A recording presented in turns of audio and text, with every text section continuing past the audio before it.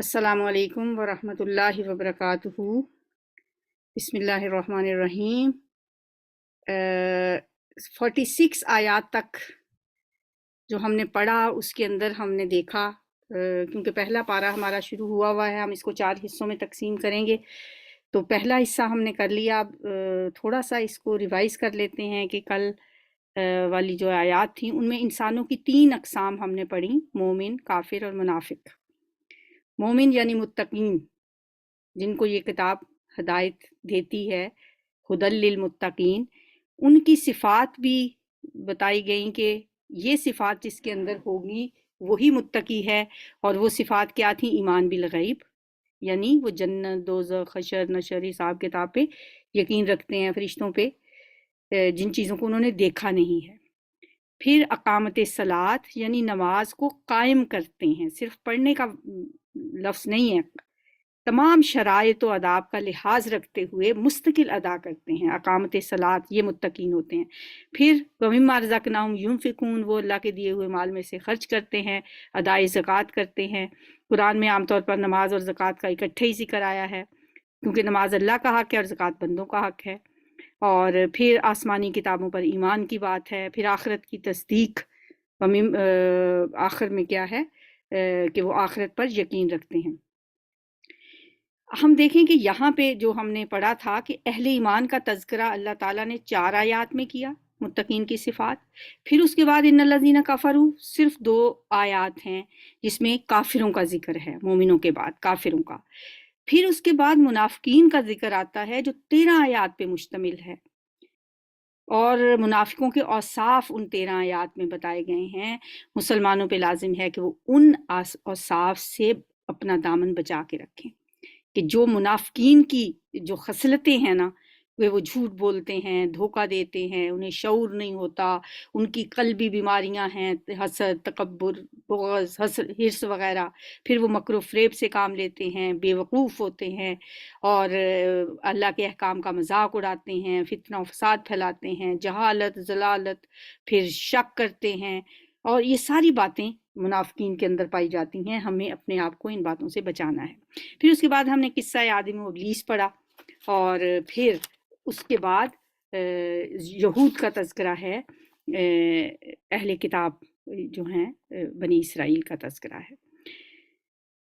جیسا کہ میں نے آپ کو بتایا تھا کہ یہ پارہ جو ہے نا، اب اس کے بعد پھر بہت تفصیلی ان کا ذکر ہے، ان پہ اللہ تعالیٰ کے جو انعامات ہیں۔ پہلے یہ بتایا گیا کہ اللہ نے ان کو بے شمار ظاہری، باطنی، دینی، دنیاوی نعمتوں سے نوازا، ان کے اندر بہت سے انبیاء بھیجے، دنیاوی خوشحالی عطا کی، توحید اور ایمان کی نعمت ان کو عطا فرمائی، فرعون کے مظالم سے انہیں نجات دی، اور انہوں نے مصر سے ہجرت کی، اور فرعون نے ان کا تعاقب کیا تو سمندر میں ان کے لیے اللہ نے راستہ بنا دیا۔ ان پر ظلم و ستم ڈھانے والوں کو ان کی نظروں کے سامنے اللہ تعالیٰ نے، وہ جو فرعون تھا، اس کو غرق کر دیا۔ پھر صحرائے سینا میں بے سر و سامانی کے عالم میں تھے، ان کے کھانے کے لیے من و سلوہ اتارا۔ یہ پہلے پارے میں ہم یہ ساری چیزیں پڑھیں گے، کچھ ہم نے پڑھ لی ہیں۔ پھر سائے کے لیے ٹھنڈے بادلوں کا ان کے لیے انتظام کر دیا، پینے کے لیے پانی کے 12 چشمے ان کے لیے جاری کر دیے۔ اس کے بعد بتایا ہے کہ انہوں نے ان نعمتوں کا جب شکر ادا نہیں کیا تو پھر وہ کفران نعمت کی بیماری میں مبتلا ہو گئے۔ انہوں نے حق کو چھپایا، نبی صلی اللہ علیہ وسلم کا انکار کیا، بچڑے کو معبود بنایا، اور پھر دشت سینا میں کس طرح انہوں نے لالچ اور بے صبری اور حرص و طمع کا مظاہرہ کیا۔ پھر جب اریحا شہر میں داخل ہونے کا وقت آیا تو انہوں نے تکبر کرتے ہوئے متکبرانہ انداز میں داخل ہوئے، جبکہ انہیں کہا گیا تھا کہ عاجزی کے ساتھ داخل ہونا ہے۔ انبیاء کو ان کا ناحق قتل کرنا، بد عہدی کرنا۔ پھر آگے آج ہم پڑھیں گے کہ ان کے دل سخت ہو گئے، اور انہوں نے اللہ کے کلام میں تحریف کی، شریعت کے بعض احکام کو وہ مانتے ہیں اور بعض کو نہیں مانتے، جیسے ہم نے کل پڑھا تھا۔ پھر بغض، حسد کی بیماری، یہ ساری خرابیاں ان کے اندر جو پائی جاتی ہیں، ان کا تذکرہ ہم یہاں پہ پڑھیں گے۔ اور پھر مادی زندگی سے ان کی محبت بہت زیادہ ہے۔ پھر جادو، ان کے اندر جادو کے لیے دلچسپی۔ یہ ساری چیزیں اس میں ہم نے پڑھنی ہیں۔ کچھ کل سے ہم نے یہ بنی اسرائیل کا تذکرہ پڑھنا شروع کیا ہے۔ آج پھر آیت نمبر 47 سے ہم نے پڑھنا ہے یا بنی اسرائیل اذکروا نعمتی التی انعمت علیکم، اے بنی اسرائیل یاد کرو میری اس نعمت کو جس سے میں نے تمہیں نوازا تھا، اور اس بات کو کہ میں نے تمہیں دنیا کی ساری قوموں پر فضیلت عطا کی تھی، اور ڈرو اس دن سے جب کوئی کسی کے ذرا کام نہ آئے گا، نہ کسی کی طرف سے سفارش قبول ہوگی، نہ کسی کو فدیہ لے کر چھوڑا جائے گا، اور نہ مجرموں کو کہیں سے مدد مل سکے گی۔ اس دن سے ڈرو، ان کو بھی کہا جا رہا ہے، ظاہر ہے ہمارے لیے بھی یہی حکم ہے کہ اس دن کو ذہن میں ہر وقت ہمیں رکھنا چاہیے کہ جس دن لا یؤخذ منہا عدل ولا هم ینصرون، نہ کوئی مدد ملے گی، نہ کوئی عدل، کوئی بدلہ، اور نہ کوئی شفاعت اس دن کوئی کر سکے گا۔ پھر اللہ تعالیٰ ان کو یاد دلاتے ہیں کہ وہ وقت یاد کرو وَإِذْ نَجَّيْنَاكُم مِّنْ آلِ فِرْعَوْنَ، جب ہم نے تمہیں فرعونیوں کی غلامی سے نجات دی تھی، انہوں نے تمہیں سخت عذاب میں مبتلا کر رکھا تھا، تمہارے لڑکوں کو ذبح کر دیتے تھے، تمہاری لڑکیوں کو زندہ رہنے دیتے تھے، اور اس حالت میں تمہارے رب کی طرف سے تمہاری بڑی آزمائش تھی۔ اس سے بڑی آزمائش اور کیا ہو سکتی کہ آپ کے بچوں کو ذبح کر دیا جائے؟ بیٹیوں کو زندہ رکھتا تھا فرعون اور بیٹوں کو ذبح کر دیتا تھا، جیسا کہ ہم نے پڑھا تھا تفصیل سے کہ موسیٰ علیہ السلام اس سال پیدا ہوئے جس سال کے بیٹوں کو زندہ رکھنا تھا، اور ان کے بھائی ہارون اس سال پیدا ہوئے جس سال بیٹوں کو زندہ رکھنا تھا، اور موسیٰ علیہ السلام اس سال پیدا ہوئے جس سال بیٹوں کو قتل کیا جانا تھا۔ تو اس طرح سے پھر اللہ تعالیٰ نے موسیٰ علیہ السلام کو بچایا، اور ان کو فرعون ہی کے دربار میں اللہ تعالیٰ نے ان کی پرورش کا انتظام کر دیا۔ وَإِذْ نَجَّيْنَاكُم مِّنْ آلِ فِرْعَوْنَ يَسُومُونَكُمْ سُوءَ الْعَذَابِ، اور جب نجات دی ہم نے تمہیں آل فرعون سے، وہ تمہیں پہنچاتے تھے بدترین عذاب، وہ ذبح کر دیتے تھے تمہارے بیٹوں کو اور زندہ رکھتے تھے تمہاری بیٹیوں کو، اور اس میں تمہارے لیے تمہارے رب کی طرف سے ایک بہت بڑی آزمائش تھی۔ وَإِذْ فَرَقْنَا بِكُمُ الْبَحْرَ، اور یاد کرو وہ وقت جب ہم نے سمندر پھاڑ کر تمہارے لیے راستہ بنا دیا، فَأَنجَيْنَاكُمْ، ہم نے تمہیں نجات دی، اور وَأَغْرَقْنَا آلَ فِرْعَوْنَ وَأَنْتُمْ تَنظُرُونَ، یعنی تمہیں بخیریت گزار دیا، پھر وہیں تمہاری آنکھوں کے سامنے فرعونیوں کو غرق کر دیا۔ وَإِذْ وَعَدْنَا مُوسَىٰ 40 لَيْلَةً، یاد کرو جب ہم نے موسیٰ علیہ السلام کو 40 رات، دن رات کے لیے، عربی میں رات کا لفظ ہی بولا جاتا ہے، جیسے ہم کہتے ہیں نا 40 دن کے لیے، تو اس میں راتیں بھی شامل ہوتی ہیں، اور جب وہ کہتے ہیں 40 رات کے لیے تو وہ دن رات ہی ہوتے ہیں۔ موسیٰ علیہ السلام کو 40 دن رات کی قرارداد پر بلایا، تو اس کے پیچھے تم بچڑے کو اپنا معبود بنا بیٹھے، اس وقت تم نے بڑی زیادتی کی تھی، مگر اس پر بھی ہم نے تمہیں معاف کر دیا کہ شاید اب تم شکر گزار بنو۔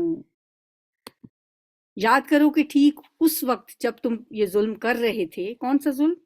بچڑے کو معبود بنانے والا، ہم نے موسیٰ کو کتاب اور فرقان عطا کی تاکہ تم اس کے ذریعے سے سیدھا رستہ پا سکو، لعلکم تہتدون۔ وَإِذْ قَالَ مُوسَىٰ لِقَوْمِهِ، جب کہا موسیٰ علیہ السلام نے، یعنی وہ وقت بھی یاد کرو جب موسیٰ علیہ السلام نے کہا اپنی قوم سے، جب واپس آئے وہاں سے، کہ لوگوں تم نے بچڑے کو معبود بنا کر اپنے اوپر سخت ظلم کیا ہے، لہٰذا تم لوگ اپنے خالق کے حضور توبہ کرو اور اپنی جانوں کو ہلاک کرو۔ فَاقْتُلُوا أَنفُسَكُمْ، کیسے ہلاک کرو؟ کہ جنہوں نے بچڑے کو معبود بنایا ان کو وہ لوگ قتل کریں گے جنہوں نے بچڑے کی پوجا نہیں کی۔ فَاقْتُلُوا أَنفُسَكُمْ، اپنی جانوں کو قتل کرو، اسی میں تمہارے خالق کے نزدیک تمہاری بہتری ہے۔ اس وقت تمہارے خالق نے تمہاری توبہ قبول کر لی، فتاب علیکم انہ هو التواب الرحیم، کہ وہ بڑا معاف کرنے والا اور رحم فرمانے والا ہے۔ وَإِذْ قُلْتُمْ یا موسیٰ، اور جب کہا تم نے اے موسیٰ علیہ السلام، ہم تمہارے کہنے کا ہرگز یقین نہ کریں گے جب تک کہ اپنی آنکھوں سے اعلانیہ خدا کو تم سے کلام کرتے ہوئے نہ دیکھ۔ اس وقت تمہارے دیکھتے دیکھتے ایک زبردست کڑکے نے تم کو آ لیا، تم بے جان ہو کر گر چکے تھے، مگر پھر ہم نے تم کو زندہ کر دیا، شاید کہ اس احسان کے بعد تم شکر گزار بن جاؤ۔ یہ جب موسیٰ علیہ السلام نے ان لوگوں نے یہ کہا تو اللہ تعالیٰ نے ان کو یہ ایک طرح سے معجزہ دکھایا، ہم نے تم پر ابر کا سایہ کیا، وَذَلَّلْنَا عَلَيْكُمُ الْغَمَامَ، بادلوں کا سایہ ہم نے تم پر کیا، من و سلوہ کی غذا تمہارے لیے فراہم کی، اور تم سے کہا کہ جو پاک چیزیں ہم نے تمہیں بخشی ہیں انہیں کھاؤ، مگر تمہارے اسلاف نے جو کچھ کیا وہ ہم پر ان کا ظلم نہ تھا، وما ظلمونا، اور انہوں نے ہم پہ ظلم نہیں کیا، ولیکن کانوا انفسہم یظلمون، بلکہ انہوں نے اپنے آپ ہی پر ظلم کیا۔ جو کچھ بھی وہ کر رہے تھے وہ ہم پہ انہوں نے ظلم نہیں کیا، بلکہ انہوں نے اپنے آپ پہ ظلم کیا۔ یعنی شرک سب سے بڑا ظلم ہوتا ہے، ان الشرک لظلم عظیم۔ جو کچھ بھی انہوں نے شرک کی مد میں کیا وہ انہوں نے اپنی جانوں پہ ظلم کیا۔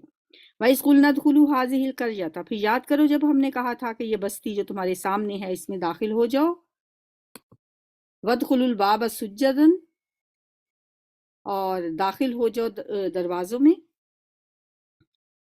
سجدہ کرتے ہوئے، وَقُولُوا، اور کھاؤ اس کی پیداوار میں سے جس طرح چاہو مزے سے، مگر بستی کے دروازے میں سجدہ کرتے ہوئے داخل ہونا۔ وَادْخُلُوا الْبَابَ سُجَّدًا وَقُولُوا حِطَّةٌ، اور کہتے جانا حِطَّةٌ حِطَّةٌ۔ حِطَّةٌ کا مطلب ہوتا ہے معافی۔ اس کا مطلب یہ بھی ہو سکتا ہے کہ اللہ سے معافی مانگتے ہوئے جانا، اور اس کا مطلب یہ بھی ہو سکتا ہے کہ اس بستی والوں کے لیے عام معافی کا اعلان کرتے جانا۔ ہم تمہاری خطاؤں سے درگزر کریں گے اور نیکوکاروں کو مزید فضل و کرم سے نوازیں گے۔ لیکن تم نے کیا کیا؟ تم نے ان الفاظ کو بدل ڈالا۔ فَبَدَّلَ الَّذِينَ ظَلَمُوا، مگر جو بات ان سے کہی گئی تھی ظالموں نے اسے بدل کر کچھ اور کر دیا، حتتن کی بجائے ہنتتن کہنا شروع کر دیا۔ آخرکار ہم نے ظلم کرنے والوں پر آسمان سے عذاب نازل کیا، یہ سزا تھی ان نافرمانیوں کی جو وہ کر رہے تھے۔ وَإِذِ اسْتَسْقَىٰ مُوسَىٰ لِقَوْمِهِ، یاد کرو وہ وقت جب موسیٰ علیہ السلام نے اپنی قوم کے لیے پانی کی دعا کی، اسی وادی سینا میں۔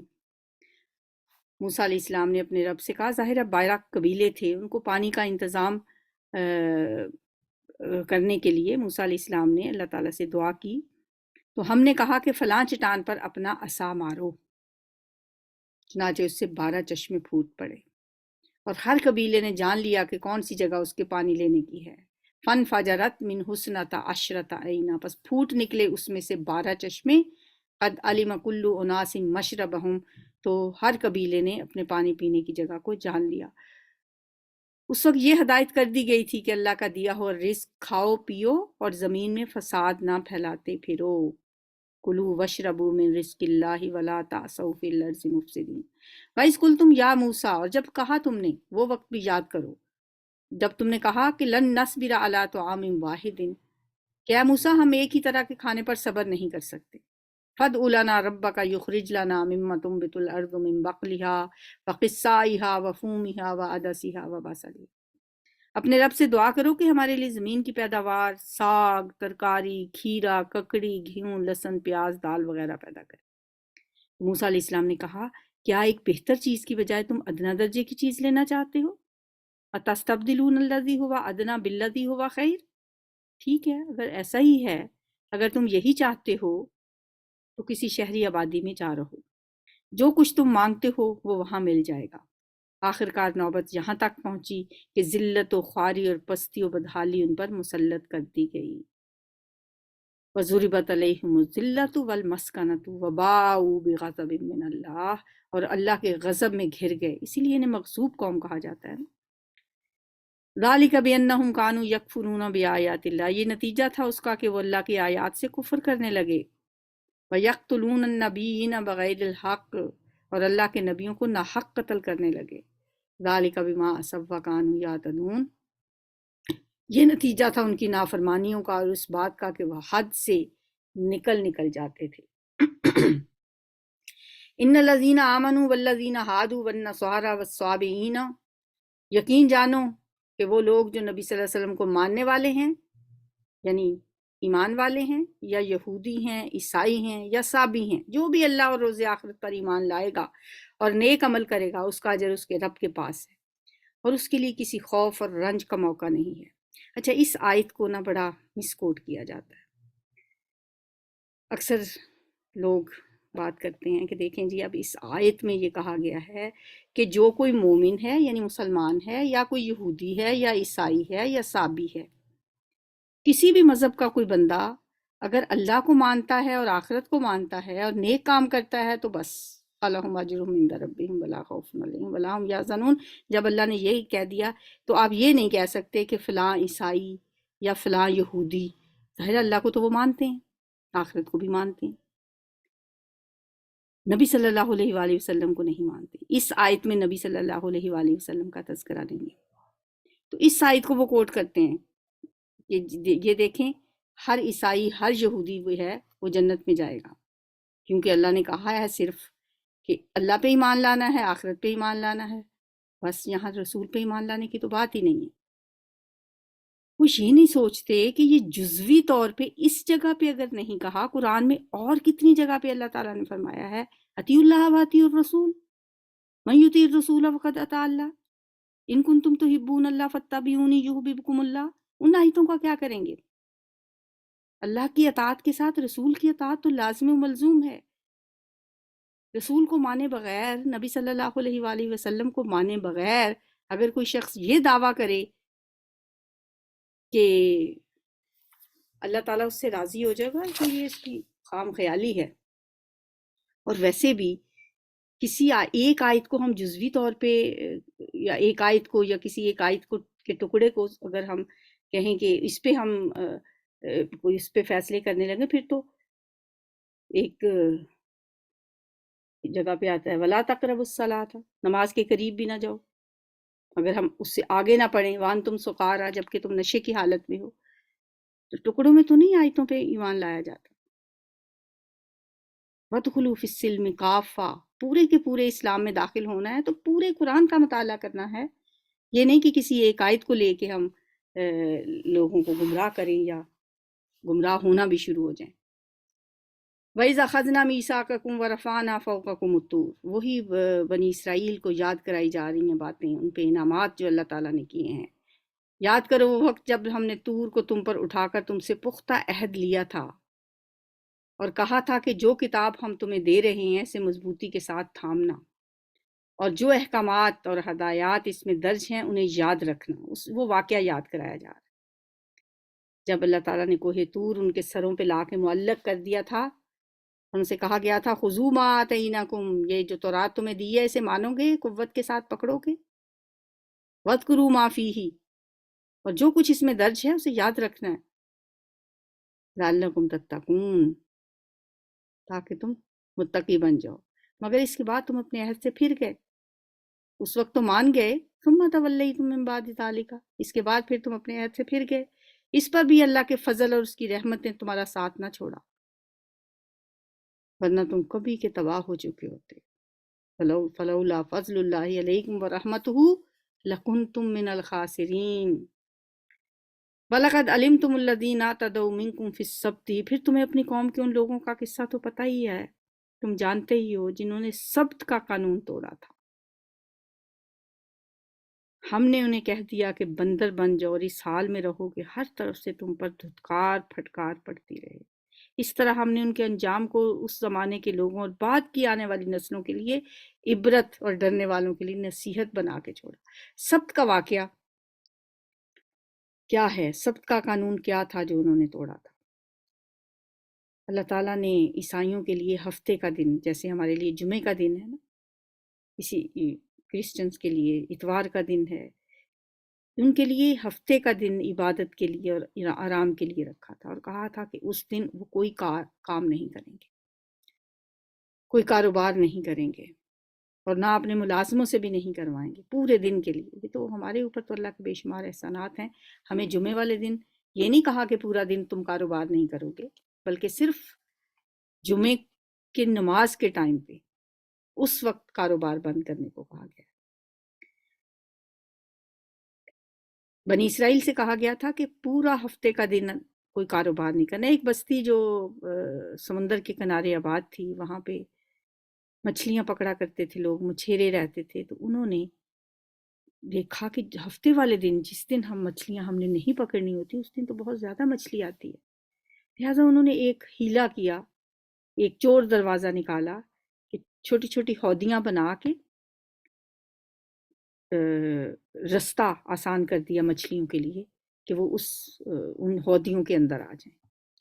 تو ہفتے والے دن وہ مچھلیاں پکڑتے نہیں تھے، لیکن ان مچھلیوں کو گھیر کے ان مخصوص جگہ پہ جمع کر لیتے تھے، اور جب ہفتے کا دن گزر جاتا تو وہ مچھلیاں پکڑ لیتے تھے۔ اپنی طرف سے بڑا انہوں نے ایک تیر مارا جی، ہم تو ہفتے والے دن تو مچھلی نہیں پکڑتے۔ اللہ تعالیٰ نے کہا اللہ کے ساتھ دھوکا، اللہ کے ساتھ فریب، اللہ کو نیت کچھ اور ہے، کرتے کچھ اور ہیں، کوئی اللہ کے ساتھ بھی ایسے کر سکتا ہے؟ انہوں نے وہ ہفتے والے دن کا جو قانون تھا کہ اس دن کاروبار نہیں کرنا، کاروبار بظاہر تو نہیں کیا، لیکن چور دروازہ ایک انہوں نے نکال لیا۔ اس کا ان کو سزا کیا ملی کہ اللہ نے انہیں بندر بنا دیا۔ استغفر اللہ۔ آج ہم بھی یہی کچھ کر رہے ہیں۔ ہمیں صرف 2 گھنٹے کی بات ہے، جمعے کے ٹائم پہ کہا گیا دکانیں بند کر دو، کاروبار بند کر دو، خرید و فروخت نہیں ہوگی۔ ہم نے اس کو کیا سمجھا ہوا ہے؟ ہم سمجھتے ہیں جمعے کی نماز پڑھنا ضروری ہے، لہٰذا اگر 2 بھائی ہیں تو وہ ایک بھائی جا کے ایک مسجد میں نماز پڑھ لیتا ہے، دوسرا دکان پہ بیٹھا رہتا ہے۔ جب وہ واپس آ جاتا ہے پھر اسے بھیج دیتا جاؤ آپ دوسری مسجد میں جمعہ پڑھ کے آ جاؤ۔ دکان بند نہیں کرتے، اکثریت کو ایسے کرتے ہوئے آپ نے دیکھا ہو۔ جمعے کے دن آپ دیکھیں جا کے کاروبار ہو رہا ہے۔ یہ مارکیٹ ہے جی، یہ جمعے کو کھلتی ہے، یہ مارکیٹ ہے یہ اتوار کو کھلتی ہے۔ جمعے کے ٹائم پہ بھی نہیں بند کرتے۔ ویسے تو جمعے کو آپ صبح سے کھول لیں، جمعے کے ٹائم پہ بند کر دیں، جمعے کے بعد دوبارہ کھول لیں۔ جب آپ دکان ہی نہیں کھولیں گے تو کوئی خریدے گا کیسے؟ یا پھر خریدنے والے ہی چھوڑ دیں، جب وہ خریدیں گے نہیں تو دکان کوئی کھولے گا کیوں؟ دونوں طرف سے ہی وہی کام کیا جا رہا ہے جو یہود کرتے تھے۔ جیسے انہوں نے ہفتے کا قانون توڑا تھا، اسی طرح ہم بھی وہی کام کر رہے ہیں۔ اگر دیکھا جائے تو جتنے بھی انبیاء رسول دنیا میں آئے ہیں ایسے جن کی قوموں پہ عذاب آیا اور جن جن وجوہات کی وجہ سے وہ عذاب آیا، وہ ساری کی ساری ہمارے اندر پائی جاتی ہیں۔ ہم وہ سب کچھ کر رہے ہیں۔ یہ تو اللہ کا کرم ہے، نبی صلی اللہ علیہ وآلہ وسلم کی رحمت ہے کہ آپ کی امت کو اللہ تعالیٰ نے اجتماعی طور پہ ان کو عذاب نہ دینے کی نبی صلی اللہ علیہ وسلم کی دعا قبول کی ہوئی۔ تو ان سب کا قانون توڑنے والوں کو یہ سزا ملی کہ اللہ تعالیٰ نے انہیں بندر بنا دیا اور انہیں ذلیل و رسوا کر دیا۔ قیرتن بندر، خاسین ذلیل۔ فجعلناها نکالا لما بین یدیہا وما خلفہا وموعظۃ للمتقین۔ ہم نے ان کے انجام کو اس زمانے کے لوگوں کے لیے عبرت بنا دیا اور بعد کے لوگوں کے لیے بھی عبرت بنا دیا، وموعظۃ للمتقین، اور ڈرنے والوں کے لیے نصیحت بنا دیا۔ پھر وہ واقعہ بھی یاد کرو جب موسیٰ علیہ السلام نے اپنی قوم سے کہا کہ اللہ تمہیں ایک گائے ذبح کرنے کا حکم دیتا ہے۔ کہنے لگے کیا تم ہم سے مذاق کرتے ہو؟ موسیٰ علیہ السلام نے کہا میں اس سے اللہ کی پناہ مانگتا ہوں کہ جاہلوں کی سی باتیں کروں۔ بولے اچھا، اپنے رب سے درخواست کرو کہ وہ ہمیں اس گائے کی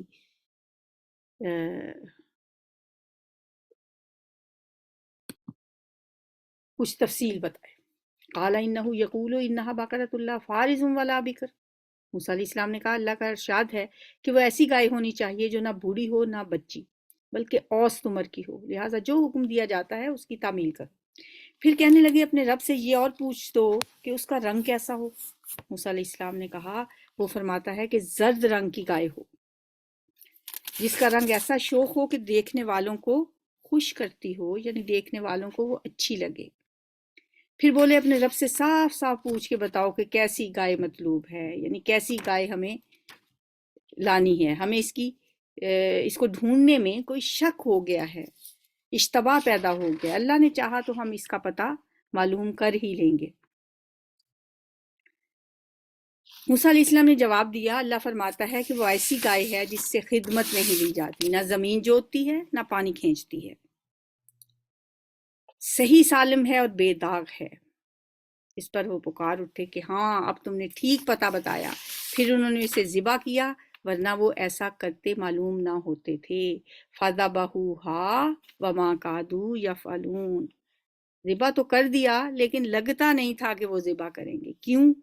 کہ ان کے دلوں میں گائے کی محبت تھی۔ مصریوں کے ساتھ لمبا عرصہ رہنے کی وجہ سے ان کے دلوں میں گائے کی ایک عقیدت رچ بس گئی تھی۔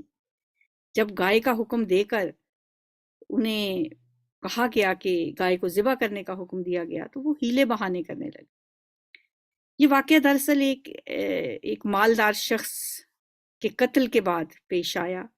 اس کے بھتیجے نے اسے قتل کیا، پھر وراثت کا مال ہتھیانے کے لیے اس نے اس کی لاش جو تھی کسی کے دروازے پہ ڈال دی اور اس پہ قتل کا دعویٰ کر دیا.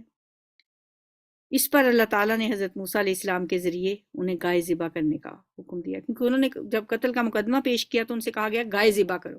اب وہ حیران تھے کہ ہم نے تو قاتل معلوم کرنا ہے تو ہمیں گائے ذبح کرنے کو کیوں کہا جا رہا ہے. وہ ہیلے بہانے کرنے لگے، کبھی کہتے کہ وہ گائے کا رنگ بتا دیں، کبھی کہتے وہ ہمیں اس کی عمر بتا دیں، طرح طرح کے وہ سوال کرتے رہے.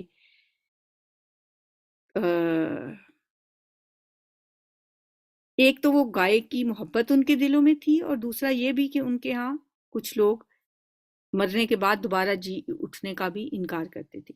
دراصل اس گائے کے واقعے کے پیچھے ان دونوں کو ہی سمجھانا مقصود تھا. اس حکم کے پیچھے کچھ اللہ کی مصلحتیں تھیں. ایک تو ظاہر ہے اس قاتل کا سراغ بھی لگانا تھا، دوسرا یہ تھا کہ جو مرنے کے بعد دوبارہ جی اٹھنے کا عقیدہ جو ان کا نہیں تھا، تو وہ انہیں بتانا تھا کہ جس طرح اللہ نے اس مردے کو زندہ کیا ہے اسی طرح اللہ تعالیٰ قیامت کے بعد بھی زندہ کر لے گا. اور پھر گائے کی محبت و عقیدت جو ان کے دلوں میں تھی وہ بھی توڑنی تھی. تو لہٰذا اس گائے کو ذبح کر کے اس کی گوشت کا ایک ٹکڑا اس لاش کے اوپر مارنے کا حکم دیا گیا، جس کے بعد وہ مردہ جی اٹھا اور اس نے پھر بتایا کہ مجھے کس نے قتل کیا ہے. تو یہ واقعہ جو ہے یہ گائے کی محبت جو ان کے دلوں میں تھی، اس محبت کو دور کرنے کے لیے، اس محبت کو ظاہر کرنے کے لیے اللہ تعالیٰ نے یہ واقعہ یہاں پہ بیان کیا ہے. تو چاہیے تو یہ تھا کہ اس کے بعد وہ مان جاتے کہ مرنے کے بعد اللہ تعالیٰ مردوں کو کیسے زندہ کر لیتا ہے. فَقُلْنَا اضْرِبُوهُ، ہم نے کہا کہ اس کو مارو. اچھا نہیں، یہاں سے پڑھنا ہے. وَإِذْ قَتَلْتُمْ نَفْسًا فَادَّارَأْتُمْ فِيهَا، اور جب تم نے ایک جان کو قتل کیا پھر تم اس میں جھگڑا کرنے لگے اور ایک دوسرے پر قتل کا الزام لگانے لگے. واللہ مخرج ما کنتم تکتمون، اور اللہ نے فیصلہ کر لیا تھا کہ جو کچھ تم کر رہے ہو چھپاتے ہو اسے اللہ کھول کر رکھ دے گا. اس وقت ہم نے حکم دیا کہ مقتول کی لاش کو اس کے ایک حصے سے ضرب لگاؤ. فَقُلْنَا اضْرِبُوهُ بِبَعْضِهَا، کہا ہم نے اس کو ضرب لگاؤ اس کے ایک حصے سے. كَذَلِكَ يُحْيِي اللَّهُ الْمَوْتَى وَيُرِيكُمْ آيَاتِهِ لَعَلَّكُمْ تَعْقِلُونَ. دیکھو اس طرح اللہ مردوں کو زندہ کرتا ہے اور تمہیں اپنی نشانیاں دکھاتا ہے تاکہ تم سمجھو، مگر یہ ایسی نشانیاں دیکھنے کے بعد بھی آخرکار تمہارے دل سخت ہو گئے. ثُمَّ قَسَتْ قُلُوبُكُم مِّن بَعْدِ ذَلِكَ فَهِيَ كَالْحِجَارَةِ، گویا کہ وہ پتھروں کی طرح ہیں، او اشد قسوہ، یا اس سے بھی بڑے ہوئے، کیونکہ پتھروں میں سے تو کوئی ایسا بھی ہوتا ہے جس میں سے چشمے پھوٹ نکلتے ہیں. یتفجر منہ الانہار وان منہا لما یشقق، اور ان میں سے کوئی ایسا بھی ہوتا ہے جو پھٹ جاتا ہے اور اس میں سے پانی نکل آتا ہے، اور کوئی اللہ کے خوف سے لرز کر گر بھی پڑتا ہے. اللہ تمہارے کرتوتوں سے بے خبر نہیں ہے. یعنی پتھروں جیسے تمہارے دل سخت ہو گئے، بلکہ پتھروں سے بھی بڑھ کر. دلوں کی سختی کی وجہ کیا ہوتی ہے؟ اللہ کی نافرمانی.